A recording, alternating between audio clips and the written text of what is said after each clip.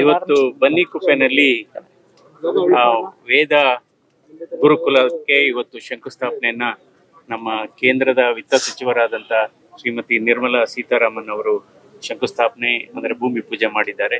ಯಾಕೆಂದ್ರೆ ವೇದ ಮತ್ತು ಉಪನಿಷತ್ತುಗಳಾಗ್ಬೋದು, ವೇದಗಳಾಗ್ಬೋದು, ಅದು ನಮ್ಮ ಸಾಂಸ್ಕೃತಿಕ ಬೆನ್ನೆಲುಬು. ಇದರಿಂದ ಈ ಗುರುಕುಲದ, ಯಾಕೆಂದ್ರೆ ಇವತ್ತು ಭಾರತ ಇವತ್ತು ಸಂಸ್ಕೃತದಲ್ಲಿ ಅಥವಾ ನಮ್ಮ ಸಂಸ್ಕೃತಿಯಲ್ಲಿ ಇವತ್ತು ಬಹಳ ಒಳ್ಳೆಯ ಹೆಸರು ಮಾಡಿದೆ.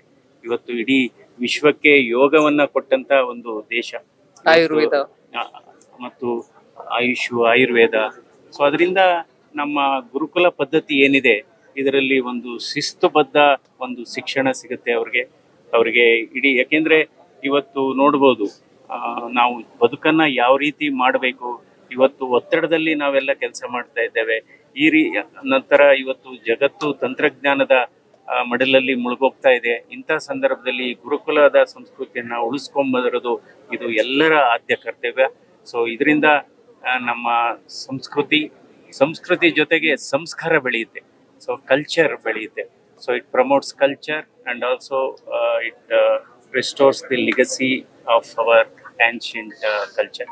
ಸೊ ಇವತ್ತು ಫೈನಾನ್ಸ್ ಮಿನಿಸ್ಟರ್ ನಿರ್ಮಲಾ ಸೀತಾರಾಮನ್ ಅವರು ಖುದ್ದಾಗಿ ಬಂದು ನಮ್ಮ ಈ ಕ್ಷೇತ್ರಕ್ಕೆ ಬಂದು ಇದನ್ನ ಶಂಕುಸ್ಥಾಪನೆ ಮಾಡಿರೋದು ನಮ್ಮೆಲ್ಲರ ಸೌಭಾಗ್ಯ, ಸಂತೋಷ ಆಗಿದೆ.